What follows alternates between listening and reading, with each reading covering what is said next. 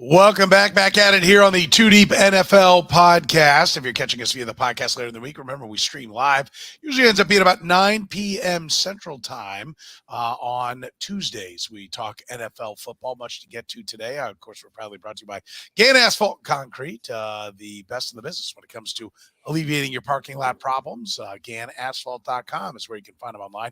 Jerry Jones says DeAndre Hopkins is unlikely to land in Dallas, so where is he going to end up? Where should he end up? Mike McCarthy's calling the plays there for the Cowboys. Is that a good idea or a bad idea? What is the ideal setup for a play caller that's an offensive or a head coach that's also been a play caller? How should it work?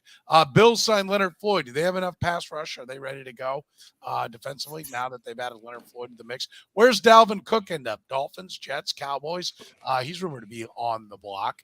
Brandon Staley says that Justin Herbert's contract is ongoing. The talks are ongoing. When should this get done? Should it already be done? We talk about it all right now on the Too Deep NFL podcast.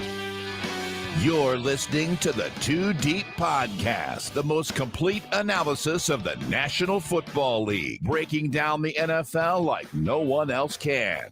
Too Deep is hosted by Jeff Chadiha, Eric Eager, and Soren Petro. Jeff Chadiha is a senior columnist and on-air personality for the NFL Network and NFL.com. Eric Eager is the vice president of research and development for Sumer Sports. Soren Petro is the afternoon drive host of the program on Sports Radio 810 WHB in Kansas City.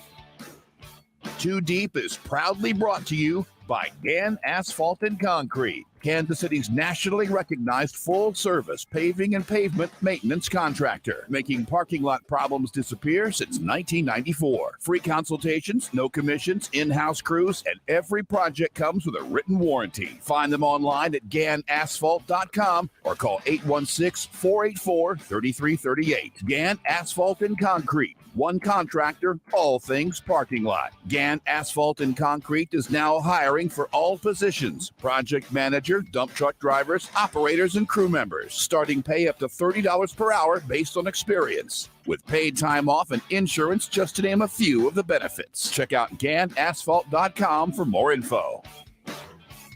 Now, here are the hosts of the Too Deep Football Podcast, Jeff Chadiha, Eric Eager, and Soren Petro.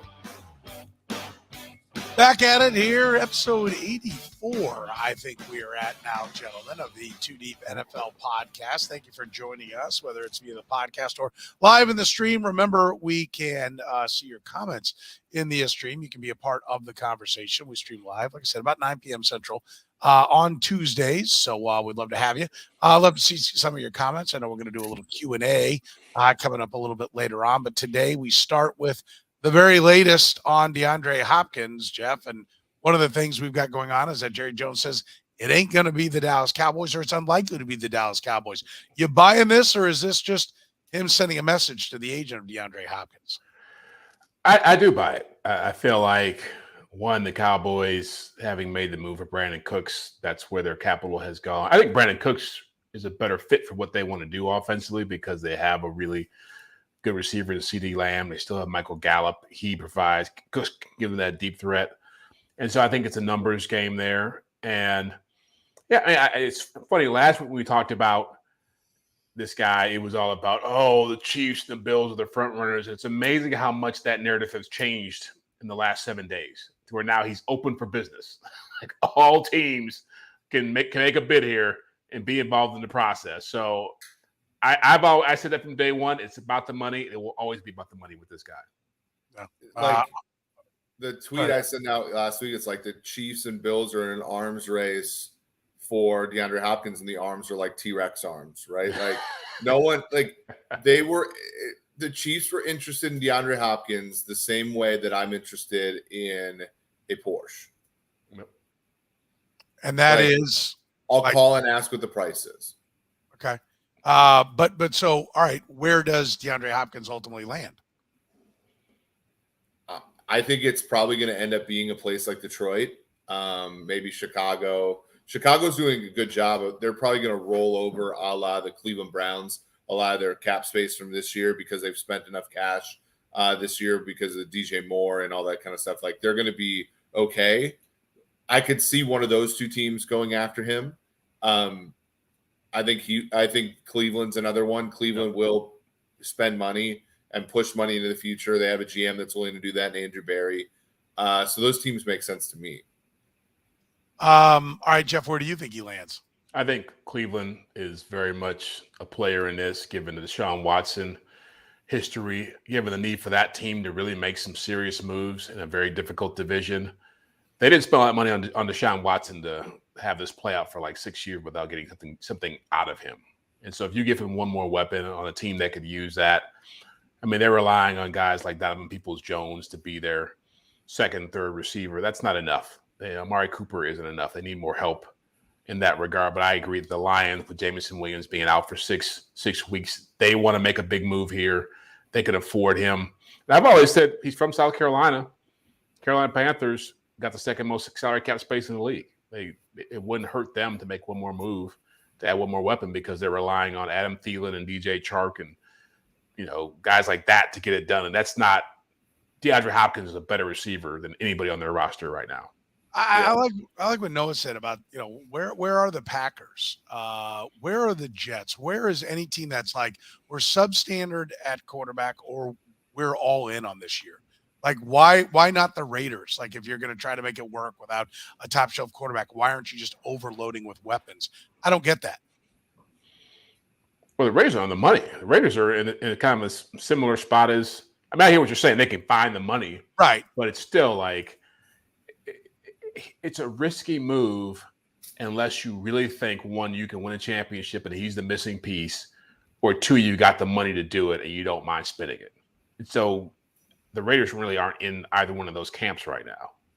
But I think Denver really isn't either. Yeah. Eric, you I know we talked about, and you were tweeting about last week about making cap room, and Over the Cap did a piece on how you can get it. So anyone can get there if you're willing to mortgage the future, right? That's the deal.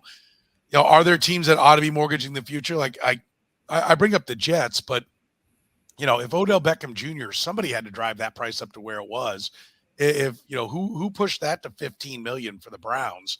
Like, somebody ought to be willing to go this kind of money for DeAndre Hopkins, right? He's got a much more effective, even though there's question marks around him and he hasn't played a full season. He's much more dependable, a much more dependable option than Odell Beckham Jr., isn't he? Yeah. I mean, they're both not that dependable, given that Hopkins has missed half of the last 2 years. But he is better for sure. And I think the Ravens were in such a weird spot where they had to kind of do some things to make Lamar Jackson feel like he was needed. And so they basically just like drove it up, right? It's like sort of, they were like, okay, Odell's going to sit here and take a bunch of $5 million offers and chill out for a while. And if we don't go appreciably above that, he's not going to sign. And so that was what happened there. Hopkins is in a similar vein. Like, I don't think Hopkins signs with anybody anytime soon, unless one team blows the market away by like $5 million the same way. I think he's just going to mull over, because teams are going to be desperate. Like, let's say, heaven forbid, we get into the Chiefs training camp and like one of their receivers gets hurt. Okay, well then there's desperation, right? Like, I think right now no one's really desperate for him the same way that the Ravens were weirdly desperate for Odell at the time. I do like this, Noah. Noah says about the PED angle. Is that is that what's maybe got people a little nervous? Is that they think, Jeff, that getting popped for the PEDs of the Cardinals, one, it could happen again and you got him suspended, or two, he was going that route because he feels like he's lost it, that he's gotten old maybe a little bit early. Yeah, I mean, that's possible. I mean, usually I always say PEDs start showing up in guys who have injury problems. And I think he tried to come up with some lame excuse about, like they all do, about, the thing on the bottle said it was legit and I took it anyway. But I think it really comes down to more about just, do you think this guy's the missing piece for you? I don't think it has anything to do with really just the other stuff. And Eric's right, because now he's decided he's going to take his time in doing this, that he's really going to wait for an opportunity. Kind of like, to me, it's almost like, and I'm not putting him in the same camp mentally as this guy, but Antonio Brown. Like when he was out there kind of sitting around and the Bucs grabbed him and he became a big part of their Super Bowl run. Like, that's the kind of ideal situation like that would have, because he wants to leverage this. This is his last big contract. He knows it. He's probably got a couple good years left. He's not going to just go someplace to get a ring and make the minimum and see what happens. He's going to try to make the most. Be honest with you, the Dolphins are an intriguing team, given what they're up against in that division, and they have the money to do it. Yeah, no doubt. All right, how about Mike McCarthy calling the plays, Eric? Good idea, bad idea is, the fact that you moved on from one of Jerry's guys, right, and Kellen Moore calling the plays. That's great. You seem like the next best guy, but should the goal have been to go find somebody else to call the plays, because they're not exactly game management experts down there when he wasn't calling the plays? He does okay on some of the game management stuff, and he did when he was in Green Bay. But, there was an article I wrote probably 3-4 years ago about how McCarthy had kind of lost his fastball as a play caller after you adjust for ability. You wonder, Dak has had, great years, portions of years with McCarthy, but he's never put a full good year together with McCarthy. I think Moore is a pretty good commodity there. I think they go down a little bit. Now, they're a team that's won 12 games consecutive years. So how far do they go down? And, does it appreciably matter in a division where I think the Washington and New York are going to be worse? Probably not, but I do think you see some drawbacks there. I think the big question is, are they offset by Brandon Cooks coming in? Yeah, I'm a big believer that every coach should be coaching up his offensive coordinator to be the play caller, and he should go manage the game, because I think even for great play callers like Andy Reid, I think there are times it should be something that you should be able to shift seamlessly from, but I think there are times that even offensive minds could go help the defensive side of the ball. But we know they don't like to do it. It's fun. I asked Andy Reid once, and he flat out said, it's fun. I'm not giving it up. It's fun. I like doing it. It's what I enjoy. So, he didn't say it's what's best for the team. He said, I enjoy it. But stop eating burn ends too, Soren. What the hell? Yeah, exactly. but is Mike McCarthy at that level where? But hey, by the way, this is a great point though. Like I talked about this on the Sumer Sports Show, but like there are these. Football is an art for some people, right? Like when we talk about efficiency and like. We talked about Dave Tobe on the Best Chiefs podcast, the Red Gold and Bold show, just a few minutes ago. But like for a lot of these guys, like you could tell them efficiency all you want, but they're still going to want to do what they love about the game, right? And it's kind of funny that's like in sort of like every single industry that happens. It's like, no, I'd rather you like, every time like machinery has come in to try to make things more efficient, like people have resisted it, and why would Andy or Dave Tobe resist it here? Yeah. Jeff, you were going to say, I was going to say that, like, I think somebody just brought it up in the comment section about just, and I agree with Eric. Mike McCarthy is probably not as prolific of a play caller as he was in Green Bay, but I was looking it up. He was there for 12 years, 7 times he had a top 5 offense, and really I'd have to say the bigger issue was that he just couldn't get along with the quarterback down the stretch. And I remember James Jones, who used to work at the NFL Network with me, I was talking about Aaron and Mike, and he was like, the problem there when they were really not gelling was that Aaron would go through the locker room, ask all the receivers, what do you like? What do you want to run during the game? Go up and talk to McCarthy about it. And they'd agree, okay, so we want to run. Game goes 60 minutes, ends, no plays getting run that Aaron wanted to run. And I think with Dak Prescott, you're not going to have that kind of dynamic. I think Dak Prescott's going to run what Mike McCarthy wants run. They went out and got Brian Schottenheimer for a reason, because he's the kind of guy you bring in when you want to go with if someone's in the comments, you want a more run-oriented offense. He's going to play to the defense. And I think Micah Parsons was making some comments about them wanting to be like the Ravens were back in 2000 and 2012 when they won championships, and you've got a lot of good pieces over there. Now, part of this is politics, too. I'm sure he's trying to create some job security and blame Kellen Moore for being the problem. And now Dan Quinn is we're going to go through your defense to make it happen. So if you can't get it done, it's not on me. But I do think they will be better off, to be better served by not asking too much of Dak Prescott and relying more on their defense to win games. I think relying more on the run game to set up Dak Prescott, I think, will be better. I think trying to play from in front would be better. I think Dak Prescott is a good quarterback, not a great quarterback. And I heard the same things about McCarthy and Rodgers. That McCarthy would devise a game plan, things they wanted him to get to in the first half to set up the big plays in the second half, and Rodgers wouldn't do it. Yep. You know, he'd audible out of it, and it drove McCarthy crazy. But, you know, you're not going to get rid of the Hall of Fame quarterback until he just makes it absolutely awful, and that finally happened, and they moved on. But, yeah, I'm with you. I think McCarthy will do a fine job calling the plays and the game planning. I worry about any coach, though, trying to call the plays and manage the clock.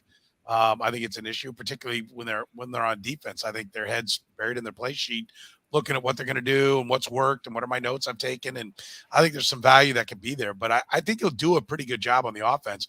And I think he'll be better for Dak Prescott, you know, certainly from an efficiency standpoint, it maybe not the quantity of yardage, but certainly from an efficiency standpoint as well. I agree. Gann Asphalt and Concrete proudly brings you the Two Deep NFL podcast, nationally recognized full service paving and pavement maintenance contractor, making parking lot problems disappear. NKC since 1994, free consultations, no commissions, in-house crews. Every project comes with a written warranty. Find them online at gannasphalt.com. Make sure you tell them you heard about them on the Too Deep podcast. Guys, let's talk a little bit about the Bills signing Leonard Floyd. Jeff, where does this put them on your list? Is this the final piece of the puzzle they need to bring back the ferocity, at least stem the tide until Von Miller can come back and hold the fort with the pass rush? It puts them right behind the Chiefs and the Bengals, which is where they were before they made this move. I like the move just because, I mean, we all agree that no matter what Von Miller is saying about being ready in week one, that's probably not going to be the case. Highly unlikely. And you don't know where he's going to be throughout the course of the season coming off that injury with his age. And if he can play for you, then you got another guy on your team who's a proven pass rusher. They may have set the record for most guys on a roster who just can't create problems for the quarterback. I mean, they probably got 4 or 5 guys they drafted or invested in who have not been able to get it done. So I think adding Floyd gives them more depth. But yeah, it's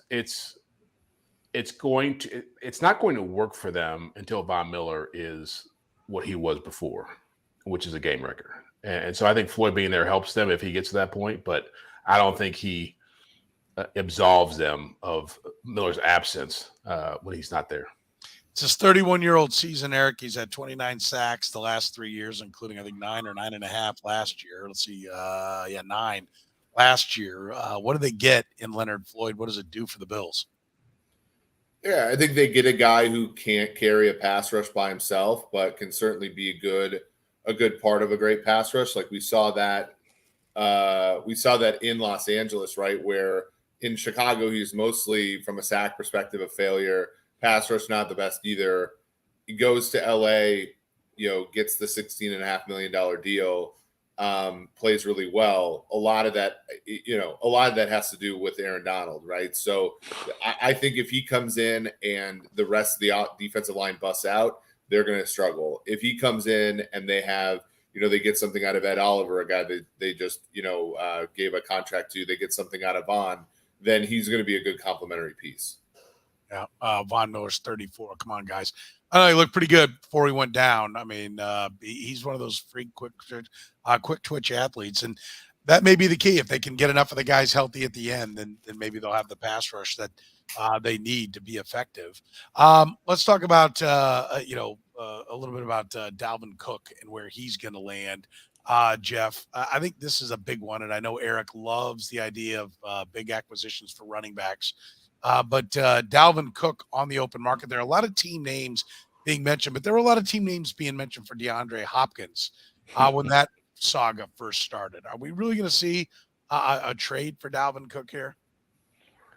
I don't see a trade happening unless there's some really interesting accounting going on where they're willing to eat some salary, and the Vikings don't seem willing to do that.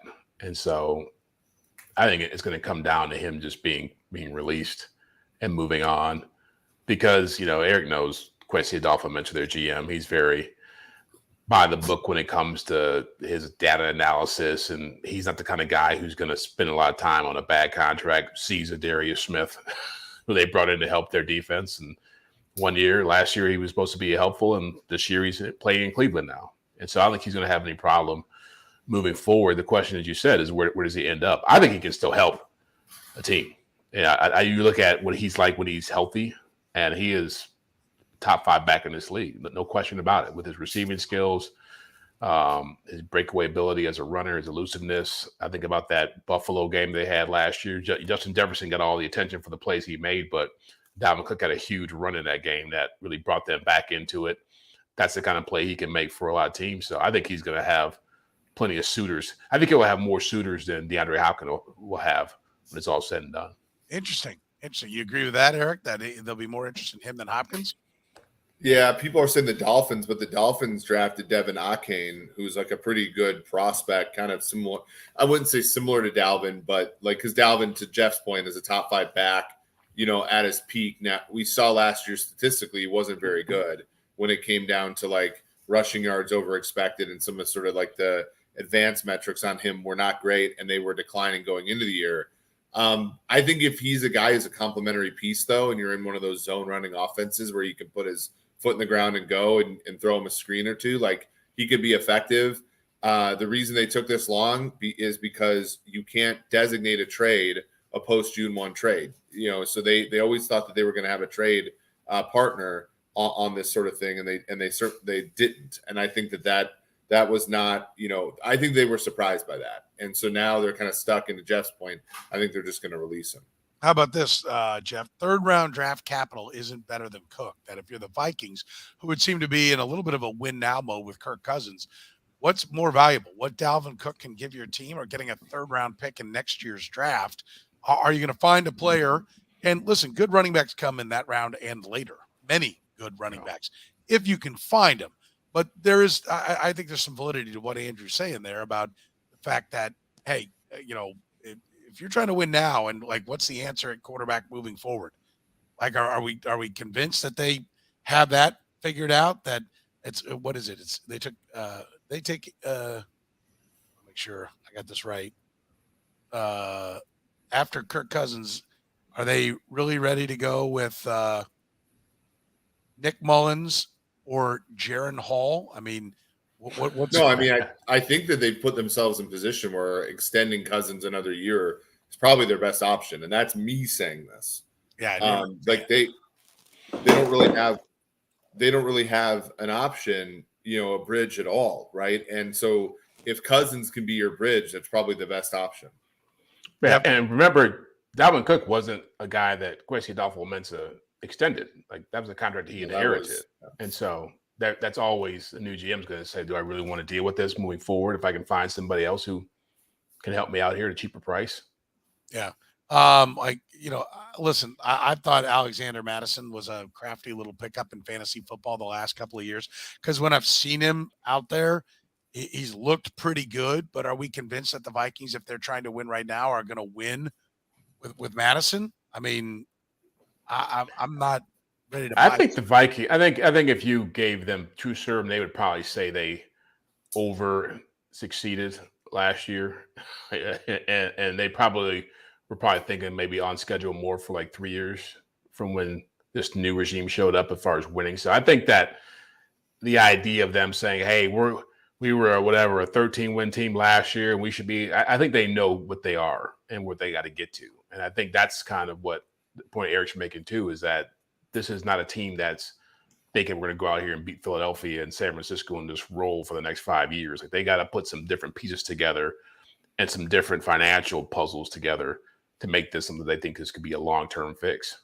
Yeah. I mean, does anybody get that kind of patience now, Eric? Like, can you actually have a 3-year plan, especially after, the first year you had, like, oh, now we're going to back up the bus for a couple of years and redo this thing? I don't think that that's how they're operating. Although the Wolves have been fairly, they've given people a lot of time. I don't think they're operating under that assumption that they're going to get all this time in the world. Yeah. They should, in theory, in theory, they should be able to, sort of back it up. The problem is they clearly have not liked the quarterbacks that have been in these drafts, right? Like, they passed Malik Willis, they passed Kenny Pickett, they passed Desmond Ridder multiple times. And then this year they had a chance. Will Levis was there with their natural pick, and they simply didn't want him, right? Like, they just simply haven't wanted to, they haven't wanted to engage constructively in that market. I do love. I mean, I saw a headline. ESPN had can the Giants and Vikings continue their success in 23? Right. That's the headline for it. It says, we looked at 10 similar situations and 5 red flags. Yeah, I'll tell you what the red flag is. Your quarterbacks aren't that great, and you're giving them a ton of money. That's the big fat red flag that's there, isn't it? Like, that's at some point you got to like Kirk Cousins is a drug, and you've got to get off the drug, and you've got to go through the pain of the withdrawals, and then you've got to admit you have a problem, that you don't have a quarterback that can win championships, and then you got to go through all the pain it takes to find that guy, and all the Vikings are doing is putting off the inevitable, sucking and looking for a quarterback. Yeah, and that's what the point I was making was not that they've got all this time in the world to make this happen. It's that they've got this kind of mixed bag of parts that is partially because the previous coach was a defensive-minded coach, and so they spent a lot of money on defense, give him what he wanted, and those guys got old and expensive. And then they've got this great receiver, this overpaid quarterback. They've got this running back they don't like anymore for the money he's being made. And so they're trying to figure out where they exist. And yeah, they're probably going to not be a 13-win team again this year, but that gives you it buys you some time to make these moves and get your salary cap into a place and your roster into a place where you feel like, okay, now we're doing what we want to do as a team. This is who we're going to be. They're not bad enough. They're not like the Bears were, right? Yeah. Where the Bears didn't really have any pieces. I mean, Spielman didn't draft great at the end, but he gave him Justin Jefferson, gave him Christian Darrisaw, Brian O'Neill, Donnell Hunter. Like, you have actual pieces at premium positions on that team, and to tank or whatever with them would have been, I think, a dicey proposition. I still probably would have done it, but it's a different. Like, the Bears still don't have a guy that can rush the passer, and they just now got a guy that can catch passes, where the Vikings had all those ingredients. So a clean, sort of tank would have been, maybe a rebuild, maybe a better word, would have been a lot, I think. The 2D podcast is brought to you by Gann Asphalt and Concrete. They're hiring at all positions. If you're looking, they're hiring project manager, truck drivers, operators, crew members, starting pay up to $30 per hour based upon your experience. With paid time off and insurance, that's just some of the benefits you can get at Gann, one of the fastest growing and best companies in Kansas City. Check out GannAsphalt.com for more info. That's GannAsphalt.com for more info. Speaking of quarterback contracts, Brandon Staley says talks are ongoing, Jeff. Why are talks not done on this deal? Like, it's inevitable, is it not? Well, there's a guy who's a few thousand miles away in Cincinnati. I'm sure they're wondering what he's going to get and how that will impact what goes to Justin Herbert. I mean, there's a lot. I'm curious to see what kind of deal he strikes, because Herbert didn't grow up poor. He's not a guy who needs money. He's a smart guy, and I'd be curious to see if this contract isn't closer to what Patrick Mahomes did, what Jalen Hurts did. But I'm sure that Joe Burrow, what he's going to do, is going to impact what Justin Herbert does. Why would Burrow have to go first? Shouldn't Herbert go first and then Burrow top that? Isn't that really kind of the way this thing works? Well, Burrow is the higher pick, right? And so he's probably, obviously, I hear your question. He's had more success. Like if the Kansas City Chiefs, a lot of talk about Patrick Mahomes' contract. If they're going to redo his contract, they're waiting for both those guys. They're not going in now so guys can start topping them, because they know that's what immediately happens. And so it's a little bit of like golf, for crying out loud. Like, Justin Herbert's away. Joe Burrow's been to a Super Bowl, right? Yeah. He's closer to the cup. Herbert, you got to go, right? And then I'll putt in. Like, that's pretty much how this usually works. Isn't that, aren't agents just fooling themselves if they think it's going to go any other way? And aren't you becoming a problem if you're waiting for Burrow to go first with Herbert? Then you're starting to be a problem. And like the same way that people love to, even though I've said many times I think it's ridiculous, the complaining about Patrick Mahomes' contract. But you're now the problem for the quarterback contract world if you're waiting and thinking you're going to wait for, Joe Burrow. Well, I think the thought would be that Joe Burrow would be an easier deal to do because of what he's already done. That it wouldn't be that hard to figure out, okay, here's the number, here's what's out there, here's the market, here's your money, Joe. I think Joe Burrow faces a whole different dynamic with the organization he's dealing with, and they've never, outside of Carson Palmer, had to really pony up big money for a quarterback or anybody else who's a superstar, and so that probably slows that deal down. But I totally, if I'm Justin Herbert, I'm sitting here and saying, well, Joe Burrow's going to raise the market. That's going to help me out. Well, I get it, but then do we, Eric, have a standoff here in a game of chicken? Nobody wants to get anything done, and do they both end up starting the season and taking hits without the guarantee? I can't see that happening just because I can't see that happening. Kyler Murray got a deal after year 3. Jared Goff, Carson Wentz, like Josh Allen. Josh Allen's and Josh Allen had just the one good year before he got his contract.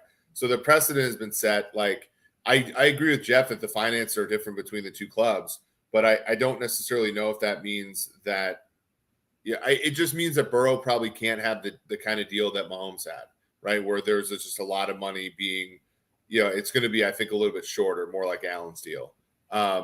Herbert, it's anybody's guess. I don't have a great read on that. They're willing to spend money in LA. So, how about this one? Is it all because of how long Lamar Jackson took? I mean, I would think you'd be getting some numbers. We all knew about where Lamar Jackson was going to land. It was about how much guaranteed money he was going to get. How much would that have held up this process, Jeff?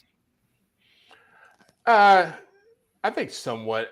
I really believe that the real problem is Kyler Murray's contract. I mean, that's the one that doesn't really fit when you look at the guys who are getting paid that level of money and where he sits in it and what he's accomplished. And I give his agent, Eric Burkhardt, a ton of credit for getting that deal done and really leveraging the opportunity to take advantage of the Cardinals. But you look at that deal right now, and if I'm Justin Herbert or Joe Burrow, that's my starting point. And I think it's Lamar may be unfairly criticized for it, but Lamar still has an MVP, has been impeccable, on and off the field, has carried this offense in Baltimore for the last 4 years or whatever. Like, there's a lot more reasons for him the money he got was justified. Kyler Murray's those things for a loop. Yeah. How about this one? Does losing a playoff game by 27, losing a playoff game after leading by 27 points affect what's going on with Justin Herbert, Eric? Probably. Yeah. Right. It's like the Phillip Rivers thing all over again. It's a pretty good quarterback, a very good quarterback by many people's estimation, and the wins just aren't there. Yeah, I mean, I think it's a big question, but first of all, do you agree with me that Herbert should go before Burrow? Yes, Burrow should be the last. I think a lot of people believe Herbert's better than Burrow, but Herbert has not accomplished anywhere close to as much.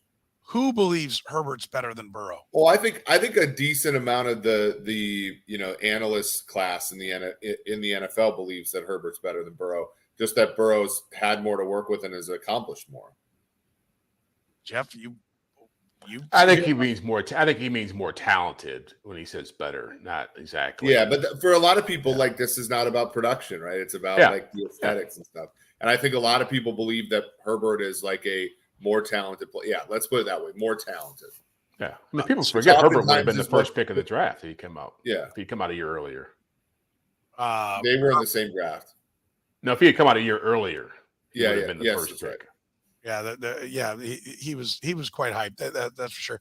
I don't know. I don't get it. I don't see how he's going before. I don't see any reason why Joe Burrow's agent would let him go, other than the fact that you don't want to start the season taking hits, because once you get into the season, then you might as well play it out and get closer. But we're talking about a couple of guys, they've still got the 5th-year option for him. This is just a new trend. Get them paid, get them locked up.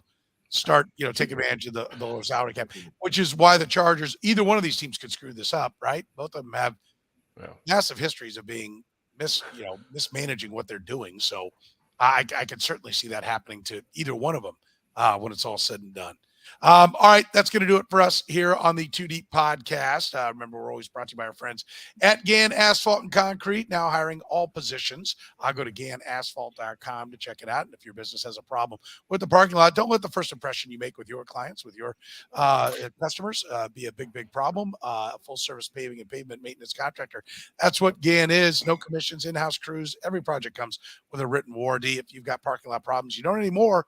You know the guys at Gann Asphalt and Concrete. Go to GannAsphalt.com and get all your problems solved. Gann Asphalt and Concrete, one contractor, all things parking lots. So for Jeff Chadiha from the NFL Network, Eric Eager from Sumer Sports, my name is Soren Petro saying thank you very much for joining us here on the 2D Podcast.